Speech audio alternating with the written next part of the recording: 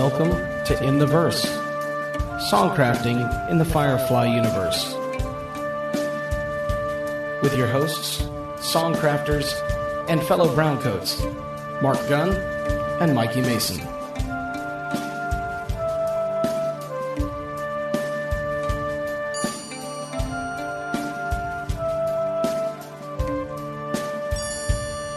Welcome to In the Verse, songcrafting for the Firefly Universe. My name is Marc Gunn, the creator of the Firefly Drinking Songs show. And I'm Mikey Mason. I'm the creator of the Beer Powered Time Machine podcast and currently the MIKEYtalks podcast. This is part 14, yes, 14 of our 14-part series. We are rewatching episodes of Firefly. Our goal is to find themes and stories that we can write songs about. The first 6 episodes were funded by Marc's fans and his Gun Runners Club. Woo! He hit a milestone. It made this show, this entire series, happen. There are no more episodes of Firefly, and these last 8 episodes were funded. What about season 2, Marc? What about season 2? We'll get to season 2. That'll be a short podcast. Oh, ow. I know, it's painful. But, yeah. It's one of those, that joke is like the people who keep posting the, what is it? The, the wash joke, Yeah. It's like, stop it. Just stop it. But anyways, they were funded by Mikey's fans, helping him hit a Patreon milestone as well. But you can still support us in this and other creative endeavors by supporting him at patreon.com/Mikey Mason. And by supporting Marc at patreon.com/KeltFather. Upcoming shows. I actually have some shows that are coming up. It's June 11th, I have my KeltFather Live on YouTube. That's so come out to that. June 13th, I'm doing Quarantina-Palooza, which is another online show. June 20th, I start going back to physical venues and while social distancing up on stage. But I'll be performing at the Lost Druid in Decatur. It's a brewery here in the Atlanta area. And then June 25th, Tucker Brewing Company in Tucker, Georgia. Then I'll do another online show with the Courtesan and the Cabin Boy. They have a channel that they're doing interviews and stuff. And every Wednesday, I am on Coffee with the KeltFather. Started season 6 just this past week, and I have a new time, 11 a.m. It is still on Facebook, so if you can make it, come join me. Excellent. I do Smarty Pants Trivia currently every Tuesday online from 7 to 9 p.m. on Facebook. I do that to raise tips for the Fickle Peach, the staff, and the bar itself. I don't get paid for it, but it keeps me in practice because when our shelter in place ends, and I think it might end sometime in July, hopefully, I'll be back to doing that every Tuesday night at the Fickle Peach. And I also have some online shows, although I'm not 100% sure of the dates or times, so I'm not going to put them up here. Okay. But I do an online monthly show every month, and it's a lot of fun. So there. Come to Mikey Mason. Find me on Facebook or online, or I'll try and make sure I put it on MikeyMason.com too, because that's that would seem handy. You're right. Promoting stuff. I actually last in May I did my online show, and I had like a record number of people watching and tipping, and it was bizarre. I gotta say, I haven't had. I think I had like over 60 or 70 people at one time, and it was just. I was like, wow, this is shocking. I don't know what to say about this. You say thank you. Yeah, I did. Well, I did say thank you. I did say lots of thanks. But I also put out 2 new Firefly videos. Basically, one of my goals this year has been to record myself singing a song, lots of a songs, and so I've been. I think in April I recorded like 4 songs. There was couple. There was an traditional Irish song, Wild Rover. I did the parody, Wild Kitty, and then I did 2 other songs, Reavers, Malcolm Reavers, and Tough Times, and I finally posted those online. Oh, and Loch Lomond, I did that one as well. Posted those online, and it's been awesome having some videos that I can pay. It's just me singing the song. It's not like an official music video or anything like that. But I'm glad to have that. The other thing, my Gun Runners Club is going stronger than ever. I've been getting a few new patrons. I did a special offer last month, and it was awesome. I got some new patrons, and I'm just looking at my Patreon, and I'm like, wow, this is I got so much stuff in there. There's a couple podcasts that I post in there. There's occasionally some new songs that come in there. That's the one thing that I don't do as much as you do. I know you're putting out a new song like every week. Yep. And I want to do more. That's what I'll tell you about in just a sec. But why don't you tell me what's going on with you? Well, like you said, my patrons are still getting a new song every Monday on New Music Monday. That's 52 songs a year for as little as $1 a month. You're perfectly welcome to pledge more if you can afford it. Pledge if you more, want pledge to. more. Those are almost always new songs, but every now and then I throw in a bizarre cover. A few weeks ago, I, on a whim, did the for a young fan, possibly the youngest fan that I have, I covered the Paw Patrol theme song, but I covered it as if we were a punk band, and I was like, let's play this song about the dogs, and I was getting ready to sing Wisdom of Hounds, and they did the Paw Patrol theme song, and I'm complaining the entire time in the background, that's not the song! So it was fun. It was fun. I'm trying to sing the lyrics, let's get sausages and Paw Patrol, aw. And what's that big news? There's something happened this last a few weeks back. It was just amazing news. What could that be? Oh, you have a new album. Yeah, I put out an album. That was all the songs from this podcast, including the one from this episode that are finally finished. You haven't written that yet. Even though it's already been released. I wrote and recorded it. I wrote and recorded that, I think, before we released episode 13. Yeah. But I'd been warning you for a while. I was just gonna do it because I wanted the album out. Yeah, you did. And it's not always easy to make our schedules line up. So that's out. You can go to mikeymason.bandcamp.com and get it. All of my music on Bandcamp is free for the foreseeable. I don't know if I'm going to change that model. It's pay what you want is the model. And people have paid me more for my music since I told them that you don't have to pay anything than they did back when I was charging what I was charging. So digitally, it's pay what you want. If you want the physical disc, you can order that from the Bandcamp site as well. And that's $15 plus shipping. But you can also listen on Spotify and all the streaming media. You can even find them on YouTube because I distribute it through CD Baby. So, and it's, the project just fills me with joy. This whole experience has filled me with joy. The final album is easily the best work I've ever done in my life. Trent Wilson does some killer guitar on I think 3 songs. Sean Faust stepped up on the keyboards and just knocked it out of the park, just like Trent did. And especially on the last track, Fade Away, that we'll talk about tonight. But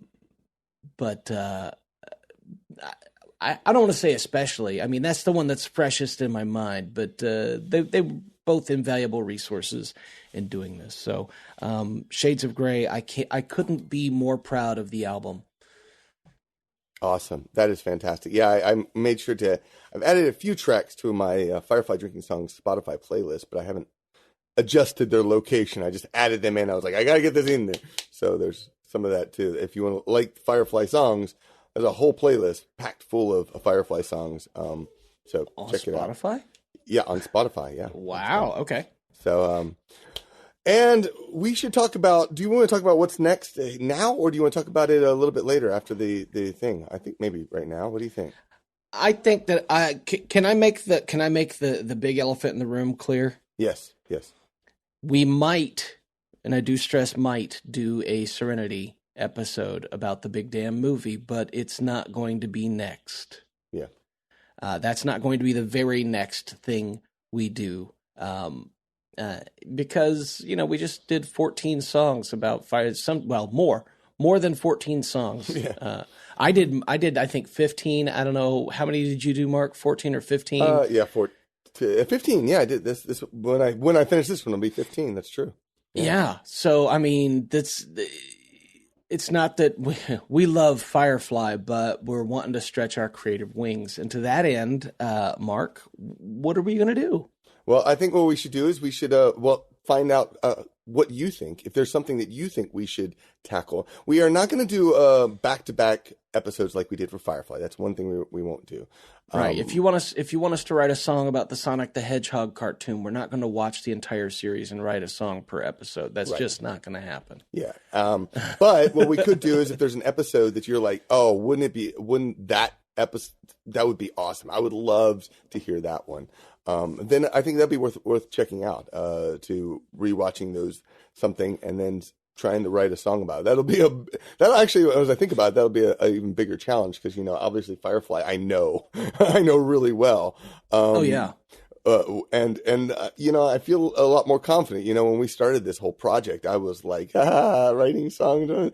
Yeah, I can do that. I can't do that. I can't do that. I can't. And then I knew one. You could do that. I knew you could do that. I believed you. I did not. I figured I'd have 14 really crappy songs by the end of this because I just didn't. It would be interesting to go back and listen to that first episode and see how I thought. But I felt. You might have written 14 really crappy songs for this, but they're not the ones you shared with us. So. Yeah, well, maybe some of them. But I feel like it would be interesting to go back there because I was not confident at all that this was going to be something any good. And I'm very very proud of some of the songs I've written for this podcast. So I'm looking forward to trying other things. But again, going out and doing like a show. Someone mentions, you need to do. I had a Les Howard. I think he emailed. He was also a big fan of Red Dwarf, like I am, and he Schmeghead. Yeah, and he had mentioned there was I think it's an episode called Quarantine, and he's like, you should do a thing on that. I was like, ooh. That's a good idea. That's timely. I know. That is timely. Actually, that might be a good one for us to, I don't know, you think about that a sec, but that would actually probably be a good, very timely one to consider. But favorite character in Red Dwarf? My favorite character, it's going to be Lister. Lister's great. I like the cat. I like cat. Cat is fantastic. I just their interactions all around are just spectacular.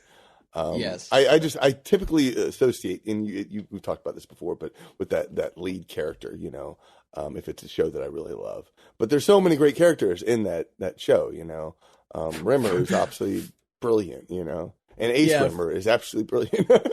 for a ship that only has like 3 or 4 people on it, one of them's a hologram. There are so many great characters on that ship.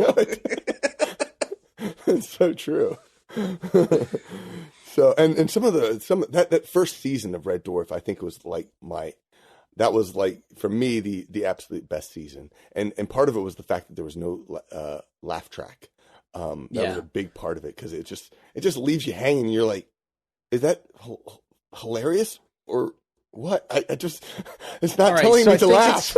I think it's obvious that we're gonna do at least one Red Dwarf song, but we should focus on Firefly because we're gonna start talking about all the stuff we should talk about in, say, a Red Dwarf episode. Right. So wait. Sorry.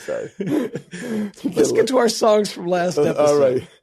All right. I did a song called "By Amazing Grace," which came off. I love it. This is the anti-alpha male song, I guess you could call it, and about encouraging strength in women and people in general. The lyrics. So it started off when I was like decided to that ending scene on Heart of Gold. Was one that I absolutely loved because there's the woman singing to Nandi. Singing Amazing Grace, and I was like, wow, what a beautiful, very simple thing. I was like, wouldn't it be interesting to try to turn that into a song?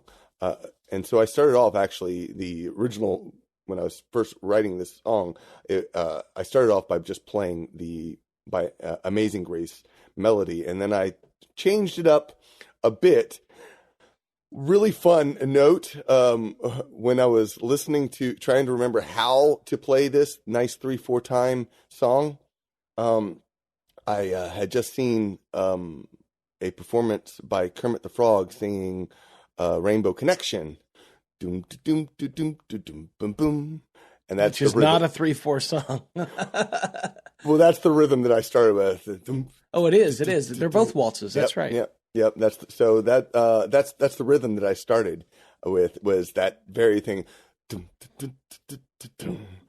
He was an alpha male, and like a strong gale, and then I went right through there. So I tried to, once again, this is another one that I tried to throw in a lot of those country references. There's the Marlboro Man, who's that alpha male symbol, and I tried to throw that idea of this person, but this person being a horrible person like Rance Burgess, who was just a low life of a person who felt he was strong and righteous, and he wasn't, and thinking his actions are justified by God, and they're not. He's just an a-hole, So yeah, and so it's just, the song just kind of blossomed out of that, and I love how it came out. Yeah, it was very good. It was very good. Am I mistaken, or did your lovely wife help at all with? This is the song she helped you out at the end. No, not this one. This one. It was a Bright Side of Everything. Oh, that's right, Bright Side of Everything. So yeah. I just woke up, and anyway, my song was "Ties That Bind," and it was basically a love letter to the strong women of the Firefly universe. Specifically in that episode, Nandy, Inara, and Zoe. And you can read that in the lyrics. I mean, there are some lines that are completely nods to Zoe.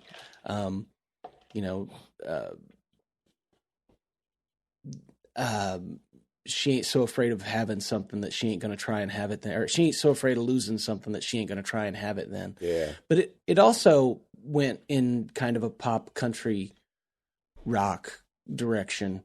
And it's probably the most mainstream song. Like I could hear this in my head. I can hear this in 80s radio. Yeah, definitely. Definitely, I agree. But I just I fell in love with the song, and Sean Faust again with the keyboards just knocked it out and sang backup on it. When I sent him the tracks, he was like, I hear this and I hear this, but I also want to sing backup. So I said, go ahead. But he knows the drill. The drill is that anything that I don't want to use, I'm not going to use. Yeah. And he doesn't get butthurt. He's fantastic about it. But the problem is that he sends me stuff, and there's almost none of it that I don't use. Yeah. I have a big problem with that too when I'm bringing in other musicians. Well, it's a great problem to have. Yeah, it's just it's a mixing problem is all it is. But he sends me great stuff. Trent sends me when he sends me stuff. He sends me so much. There's no way I could, he sends me 10 takes of the same solo. Wow. And with variations. Wow. Like, here it is. This is a fancier take. This is a more pared down take. This is with a little more distortion. This is without this. I mean, he just sends me all these takes of it and lets me pick and choose what I want. And it's fantastic. And, here's where I rush the end, and this one I don't rush the end. And here's some interspersal guitar stuff. This is a pre-chorus. This is stuff to play under the chorus. Here's the harmony for the stuff that goes under the chorus. And again, Trent, it's like no ego on it. He's proud of what he sent me, but if I decide it's wrong for the song, he just puts his hands up and backs away and says, it's your baby. You handle it. Yeah. And I love working with people like that. So Ties That Bind. Yeah, I hear you. When I wrote it, and it's true of most of the songs on the album, if not all of them. Every song on this album at some point was my favorite song, and usually it was right after I wrote it. But sometimes with with a song like "Sad Little King of a Sad Little Hill," it took me recording it with the full band version for it to become my favorite song on the album. Yeah, I know what you mean. It's funny how that works. I had a song I recorded on an album years ago, and it was that same thing. I was like, this is a throwaway song, and it's like, everyone needs a drinking song from Don't Go Drinking with Hobbits, and it's this nice. It's got a nice, nice enough melody and such, but it was very boring, I thought, until someone came in. I had some people add some additional instrumentation, and then the background vocals, and then all of a sudden I was like, oh, I love this. This is my favorite. But that's the way it works, man. Yep. That's part of the creative process. It is indeed. Yeah. All right. Let's, shall we dive in? Yeah, let's do it. We have written on here that it's the 5-minute show summary. It doesn't sound like it, but we run from show notes. We really do. Yeah. And we've done this since we started. And this 5-minute show summary is, and I take complete responsibility for this because I had already written my song and kind of, I slept on this. But anyway, it's a completely unedited version of the Wikipedia summary of episode 14, Objects in Space, written by Joss Whedon. Yes, indeed. As Serenity flies by a planet, River lies in bed listening to not quite audible voices. She arises and takes a walk through the ship's rooms and corridors in her bare feet, encountering her shipmates in varied conversations with each other. Simon is relaxing with Kaylee in the common room, telling her an amusing anecdote about medical school. River suddenly sees them looking at her, with Simon telling her that he'd be there right now, implying she is responsible for taking him away from his successful medical career. She then finds Jane and Shepherd Book in the kitchen, where she hears Jane repeat his confession to Mal about selling out the Tams on Ariel, and Book mutter an angry but cryptic statement hinting that at his less than wholesome past. River continues to wander the ship and is moved by the sound of ocean waves as Zoe and Wash passionately kiss on the nearby bridge. Above the cargo bay, as Mal and Inara discuss her impending departure, River sees their unspoken frustrations over their unrealized relationship. None of the people she encounters are aware of her presence, except when speaking directly to her, making it clear that this is River's mind walking telepathically through the ship. Fleeing the intense emotions, River runs down to the unoccupied cargo bay where she spots a tree branch. She sees herself on leaf-strewn ground and picks up the branch, telling herself it's just an object, doesn't mean what you think. Suddenly, the real world returns, and she finds that she is holding one of Jane's pistols, while the crew surrounds her in a panic, trying to get her to give up the weapon. Mal takes the gun from her and discovers that it is loaded and ready to fire. When Mal admonishes her for handling loaded weapons, River runs off crying. As Mal comments on how alone they are, a small vessel closes with Serenity, aboard which is a man reviewing wanted bulletins for Simon and River. Meanwhile, the crew discuss the dangers of River's presence on the ship.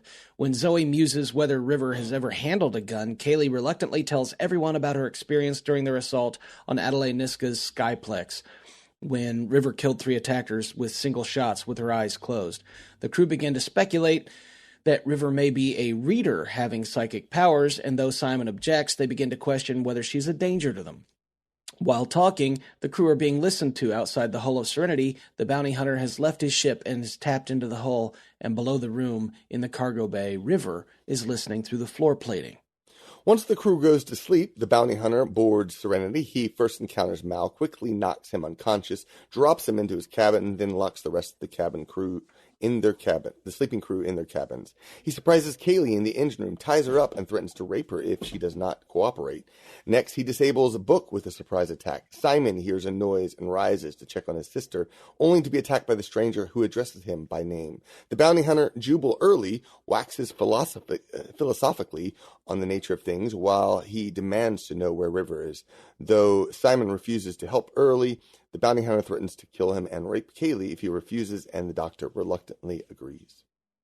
With Simon accompanying him, Early checks out the cargo bay and shuttles. When Inara tries to appeal to Early's emotional side, he smacks her across the face and then locks her in her shuttle. The 2 men finally arrive on the bridge, where Early settles on a direct threat, announcing loudly to the ship that he will kill Simon if River doesn't reveal herself.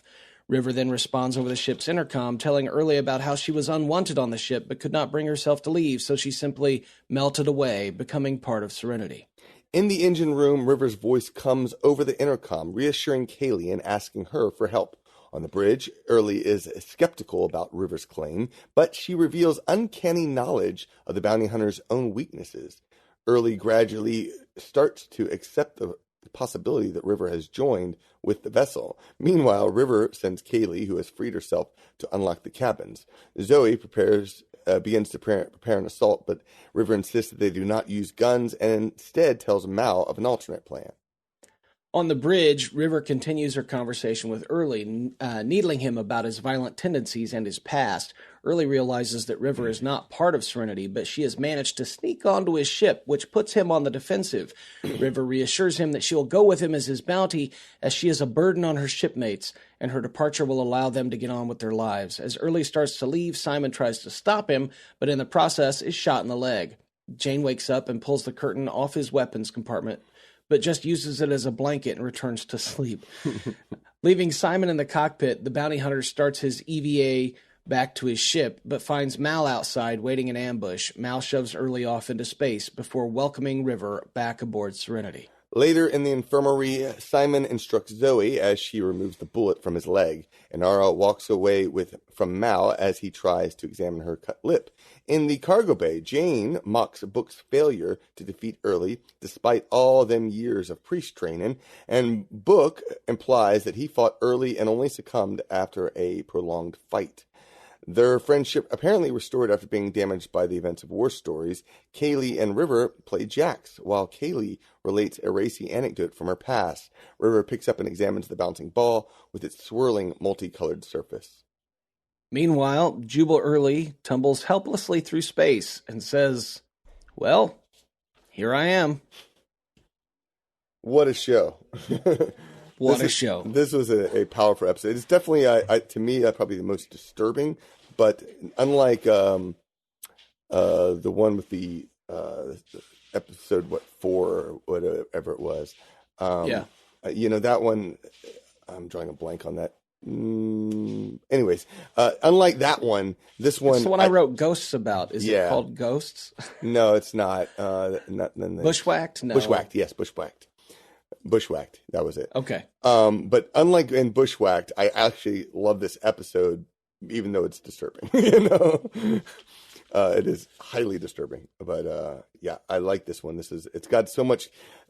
Number one, it's got the artsy, really cool visuals and this impression of River walking through the ship and being hearing what people are thinking. You get that really cool, but then you got this incredible character, Jubal Early, who is extremely disturbed and definitely not righteous, and obviously a precursor to the operative from Serenity. The operative is certainly more centered, and whereas Jubal Early is more sociopathic, I believe, not psychopathic, but sociopathic. Yeah, definitely. And potentially insane.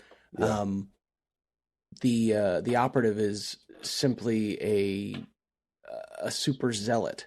Yeah, he's got the unshakable faith that what he does is for the greater good, the same way that Jerkface from Heart of Gold believed. Yeah, there's definitely a running theme, I feel like, with this show. They have these characters who feel like they are righteous. And that seems to be a theme that runs, I think, definitely through this episode. The idea of what is righteous and is it justified? And I think most powerful figures in history on either side, whether you consider them right or wrong, thought that they were doing the right thing. Right. Now, whether it was the right thing for them or the right thing for everyone, whatever, that's up for debate. But they thought that they were right and justified in doing what they were doing. Yeah, Jubal, of course, repeats frequently with that. Does that seem right to you? In this episode, which is another thing. He's like, he is stuck on this idea. Is it right? Is something right or wrong? And which is interesting. This black and white view. That's definitely a strong thing, which I'm wondering about as far as for when I finally get around to writing a song. Yeah. He likes to play with being in people's heads, Yeah. pretending to be in, psychologically. Yep. And he's actually pretty good at it. Yeah. At really good. reading people. But River's a reader, Yeah. as it turns out, and she's really good at it. Right. I like the there are little things in the episode that I really really enjoyed, like Mal. First off, River doesn't know exactly. There's the parallel. River doesn't know what's going on at the beginning. She's holding a stick and it's a gun, and then Mal admonishes her for playing with loaded weapons or whatever. Right. That she shouldn't use guns or whatever.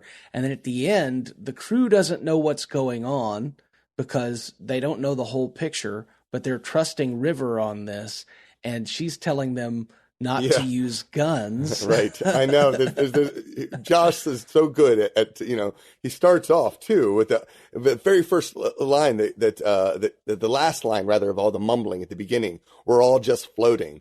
And at the very end, Jubal Early is floating away into space. It's just an object. It's not what you think. It's not what you think it means. The whole thing, and then because this is kind of an existentialist episode in which they worry about they talk about, or they imply that most of the meaning that exists is meaning that we impose upon things, or they infer that in many instances, and that it makes you wonder: is there any absolute meaning, any objective meaning to anything? But that's the point of existentialism. But this is a really heady episode in that way. Yeah. Even the line when River responds to Mal, she understands, she doesn't comprehend, which I think is just a nice glimpse at all that. Oh yeah, absolutely. Absolutely. So, and I love the whole subtext to their conversations. Part of it is her baggage. It's what she's bringing to it. Yeah. Part of it is that she hears undertones that may or may not be there, resentments that people feel. Right. That even if they feel it, it's not. Because you can resent. They may not ever act on it. Yeah, of course Simon would think every now and then, I could still be there if it wasn't for her, but it's not like he blames her. He made his choices and he understands. Right. And we know that through watching the other episodes and Simon's character being revealed. But we all have moments where we're given into our petty insecurities and our sheer wants, needs, our id, if you will. Yeah. And on some base primal level, sometimes I'm sure he resents not having what he had, whether he resents her for it or not. Yeah, exactly. And that's a powerful thing to think about, because having these we all have, like you say, we all have these little subtext into our brains, and we have to figure out how to work through those things, and they are not necessarily something that you're going to. They're not the main motivation, because obviously, Simon, his main motivation is keeping his sister safe, even if he might, slightly resent it. And I think each of the characters, it's really cool seeing, each of them and how what these things are. Jane with the money was not good, very very obvious. I got stupid. Book, I don't give a hump. I don't give half a hump if you're innocent or not. Where does that put you? Really, what makes you wonder? What is that one about? I like the Wash and Zoe. The waves of passion. And the sounds that come out. And then Inara, I'm a big girl. Just tell me. Is she talking about to Mal, or in this particular instance, or is it something else? And then Mal, none of it means a damn thing. Same thing. Are they talking? And there's subtext talking to each other in there. It makes you wonder. It's a mix between talking to yourself and talking to somebody else. Yeah. It's your shower conversation. Yeah. You know, when you're anticipating having that argument with somebody and you have the argument in the shower and then you meet them and there's never an argument. Yeah. That's the way it works. Right. Good analogy. Yeah. Oh, you weren't upset with me. I am sorry. Was it? Yeah. It's been suggested, and some people have said it's confirmed. I haven't read that it was confirmed personally, but people that I believe say that Joss Whedon confirmed that Inara had a terminal illness. Oh, wow. And that's why she was leaving, that she was sick, and that's why she was leaving. Now, I can see it both ways, but if she was sick and she was leaving, then she was acting to protect Mal. Yeah. You know, and the rest of the ship who've become her family, as we learned in the episode Heart of Gold. Yeah. Interesting. Yeah, I never thought about that.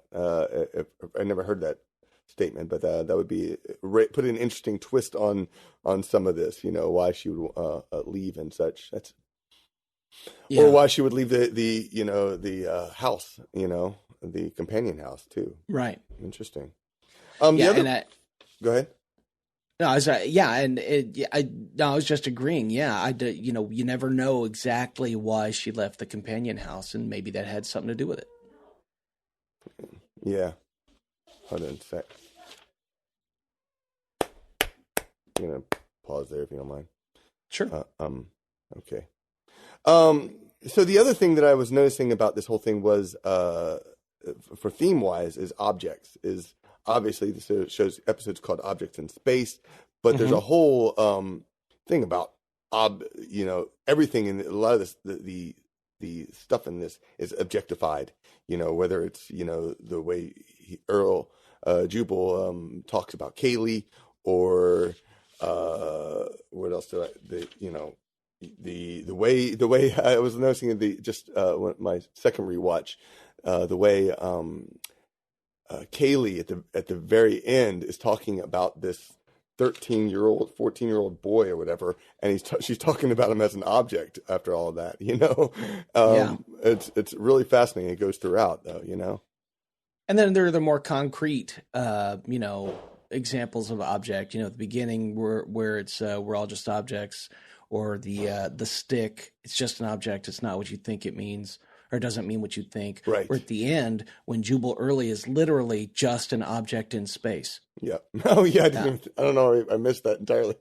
And it's, here I am. Well, here I am, an object in space, which is how he and that's something about his whole character. And I think about being a sociopath too, is that he thinks of things as objects. You know, his dog, you know, his mom, you know, it's not necessarily, he thinks of it, everything is about basically as an object and an object of some sort. And that's how he does what he does. I can't help but think that were the series to continue, spoiler, there's no second season. That somehow Early would have come back. And that is something I heard as well. I did hear that he was supposed to be, he was supposed to live too. Sort of like Dobson. Dobson was, you know, he was shot at the beginning in the first episode of Firefly. He was shot, and he comes back in the graphic novels. But I kind of assumed that same with Early. He definitely would have been survived as well. Yeah. So.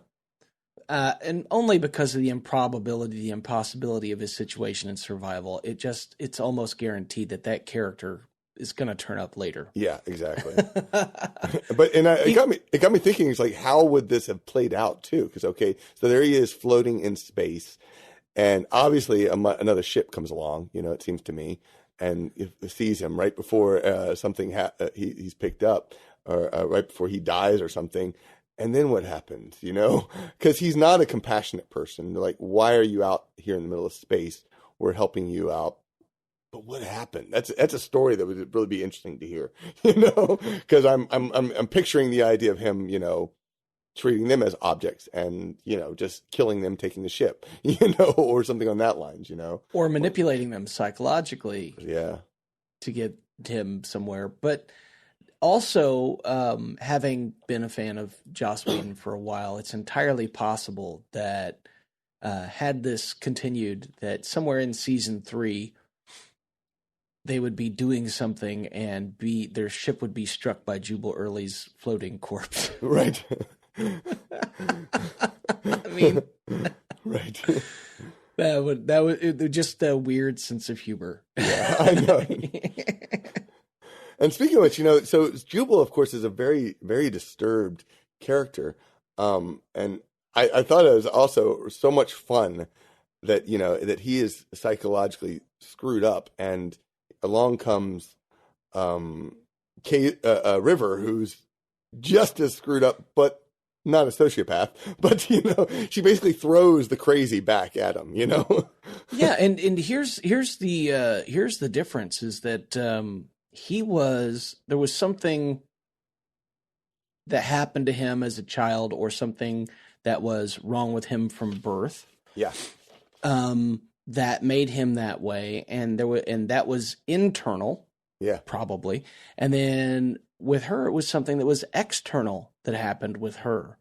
And think about what it means, about objectivity, about free will, about meaning that we give things, that they have very similar character traits. They're both very super smart, and could be manipulative, and yet she is what we'd call a good guy, and he is what we'd call a bad guy. Yeah. And I know the simplest and easiest explanation is they're written that way because they are. Yeah. But they're written that way to make you think, right? Yeah. So, what is crazy, and what is dangerous for that matter? You think about it. She is dangerous, but not when you have it coming against someone absolutely crazy, like Jubal. So, and nature versus nurture versus some combination of the two, and sometimes the nurture doesn't necessarily work. She talks about the sadness in his mother's eyes. Yeah. And you got to imagine that the mother tried. Yeah. But exactly. Sometimes it's a Jubal Early. Yeah, exactly. And yeah, or who knows? Yeah, you have no clue at this point in time why he is as crazy as he is. But is there something that could have stopped him from progressing to that point? Right. And we have no clue. And it's a story that another one of those untold stories from this show. So yeah, I'm definitely looking forward to. I've been looking forward to writing a song on this one, and I wasn't sure. I'm still not sure exactly where I'm going to go with it. I feel like objects and possibly righteousness are two of the things that I'm looking most at. But I'm gonna, what is the function of something?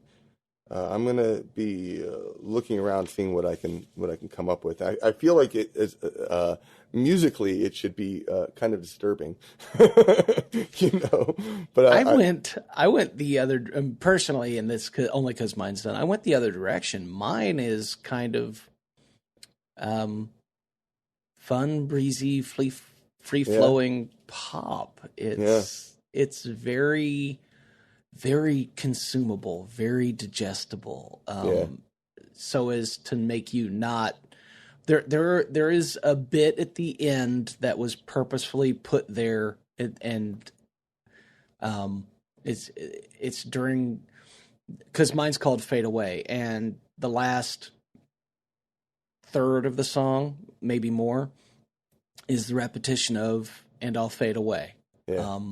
As it very slowly fades. But during that, there is one particularly jarring note where you just hear, and you don't know why. Because I didn't want it to be entirely soothing and entirely cool, entirely Beach Boys fantastic. I wanted the disturbing part there. But it's the kind of thing that if you're not paying attention, did I hear something? I don't know if I heard something. Nice. Very nice. Yeah. So this is going to be an interesting development to try to pull this all together. Don't think about it as it's the capstone on the entire In the Verse experience, Mark. Shut up.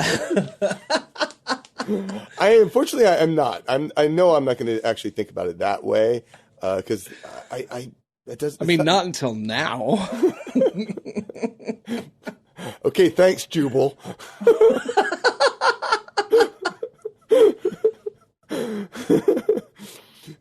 Yeah.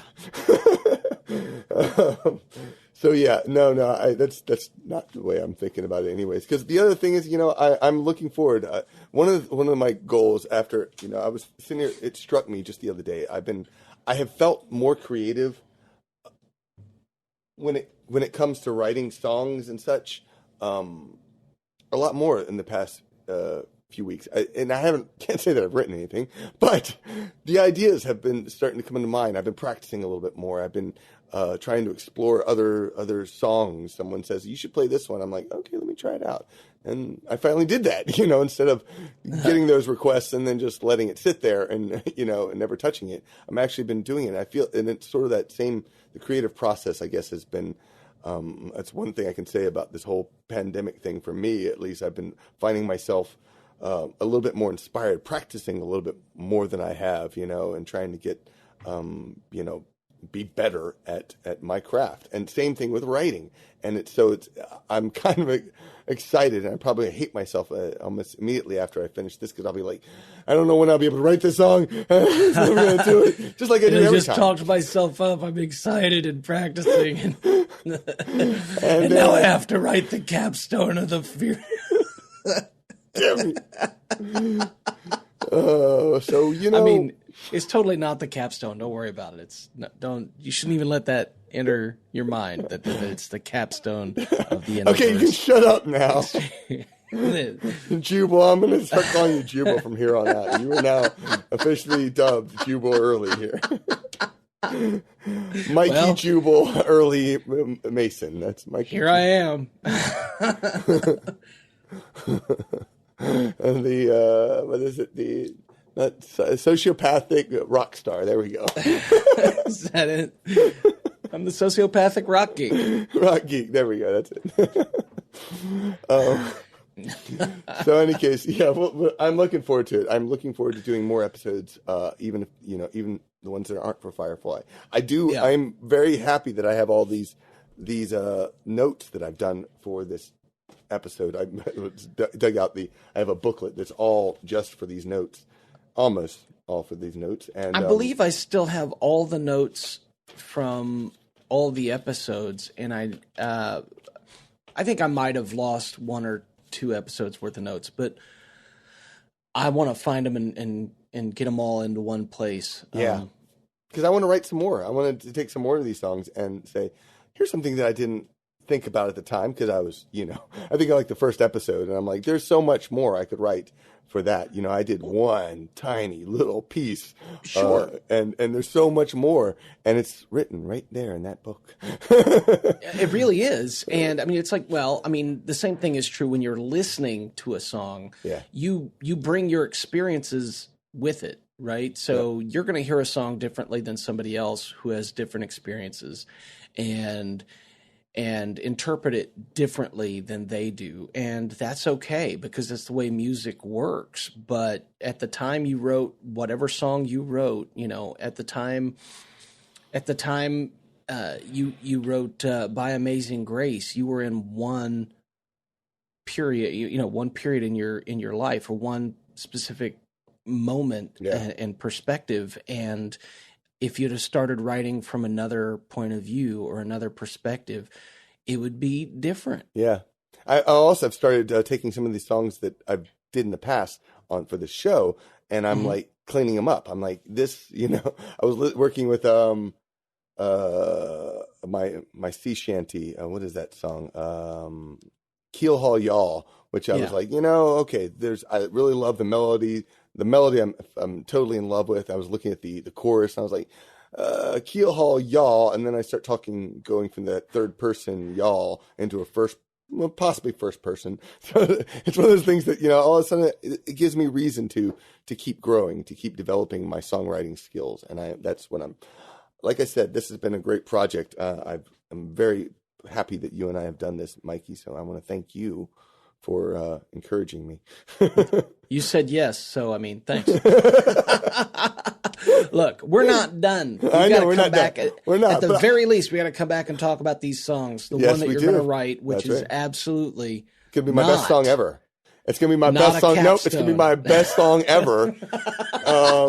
So it might be the capstone or not, but it's going to be my best song ever. In fact, I'll never write a good song after that one. You should just go ahead and title it Best Song Ever. Who do I know as a song? I got a melody also. Best song ever. All right. So get a hold of us, everybody. Let us know what media we should consume next to create from. That's what we need you to do. And again, we're not going to. It is not our intention to watch an entire series. So if it's a series and not a movie, then please indicate which episode you think we should watch to get inspired for something. Or if it's a comic book, then what issue, although that's a little different, a little harder to get than most TV show media. Or if it's a movie, or if it's whatever it is that you want us to consume and get inspired by, try and be specific about what episode, if it's episodic, what episode. And you can email us both. Send it to intheverse@fireflydrinkingsongs.com. That'll come to both of us. So send that out.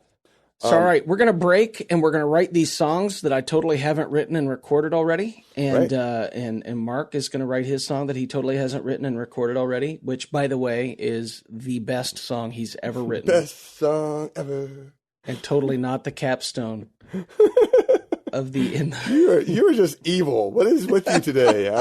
I'm very disappointed in you. Well, here I am. All right, so let's break and do this, Marc. All right, let's do it. I want to send out some huge thanks to my wonderful, amazing gun runners over on Patreon. These people are my inspiration.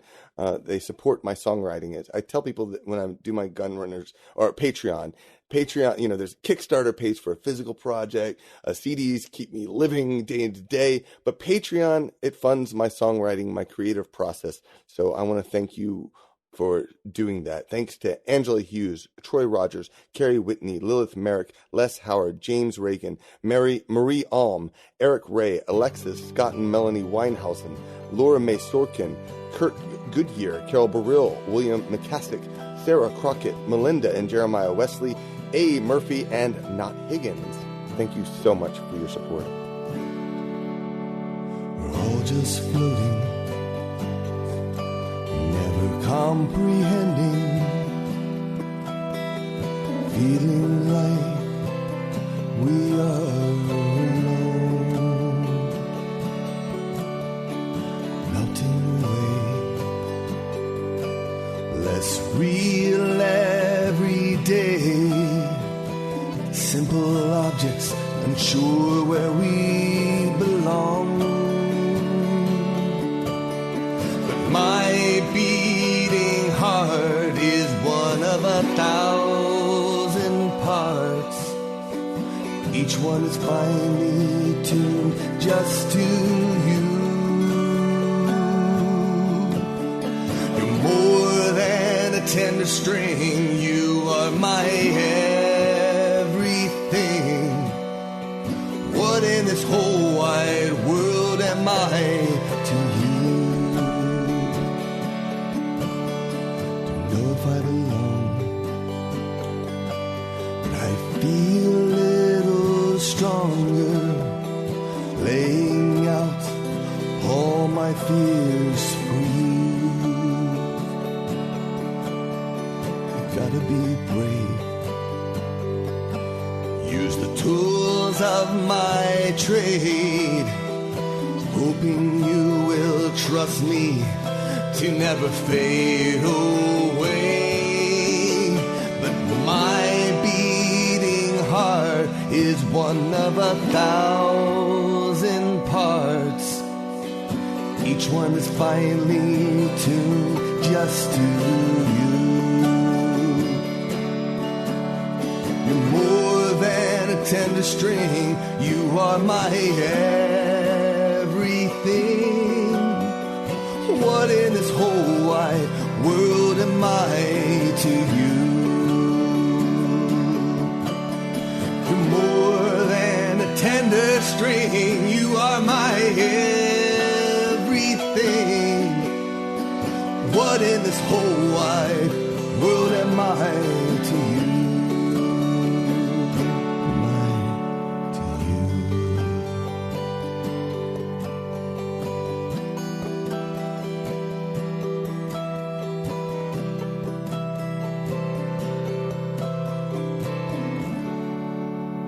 Thank you so very much to the amazing Patreon patrons who help keep the music being made. In my instance, especially Robin Abbess, Brian Jackie, John Haidt, Michael Candlewall, Les Howard, Jeremy Jackson and Jennifer Lewis, Josh Logan, Scott Mealy, Scott Melanie Weinhusen, and John R. Woolard. You guys make it possible for me to do what I do, and I can't tell you enough how much I appreciate you. Everyone has conversations, I hear what they mean. When words are held like weapons, then they don't mean what you think. I feel them sharpening their smiles like blades they hide behind their back. When I look out on the stars between them, all I see is black.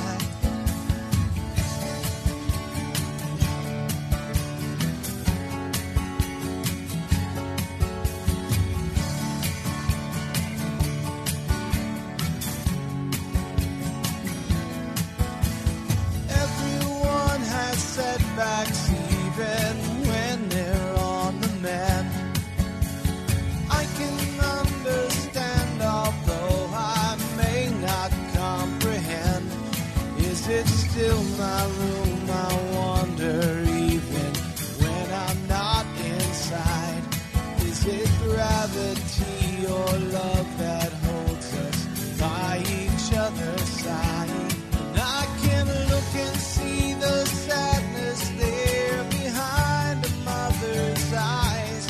I can't make you let me go, but I can smile and wave goodbye before I fade away. And then I'll fade away. Underneath the smooth veneer of soft civility, it's just not your moment now, but patience is the key. For some reason you can't hear, it's not a song but a duet. There's a method in the madness, but you just can't see it yet. Then I'll fade away. And then I'll fade away. Then I'll fade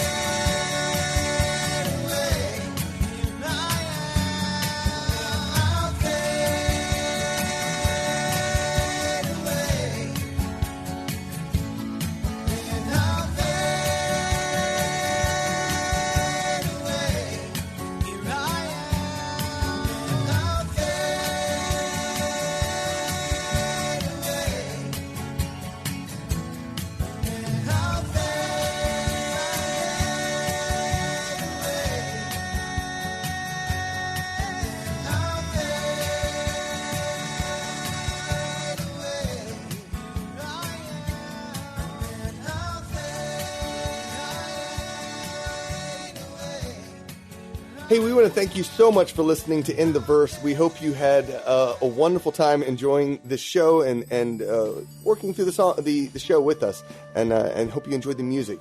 You can download these demos when you sign up on Patreon. Find out more about Marc Gunn and Mikey Mason, how to support our music over on Patreon. Follow the link in the show notes. We'd love your comments, your songs, or your lyrics, or links to videos to share in the next show. Use the hashtag InTheVerse. You can post them on the Blue Sun Tour Facebook page or email intheverse@fireflydrinkingsongs.com. In the Verse was produced by Marc Gunn and Mikey Mason. Sign up on our website to find out more about the Blue Sun Tour at fireflydrinkingsongs.com/InTheVerse.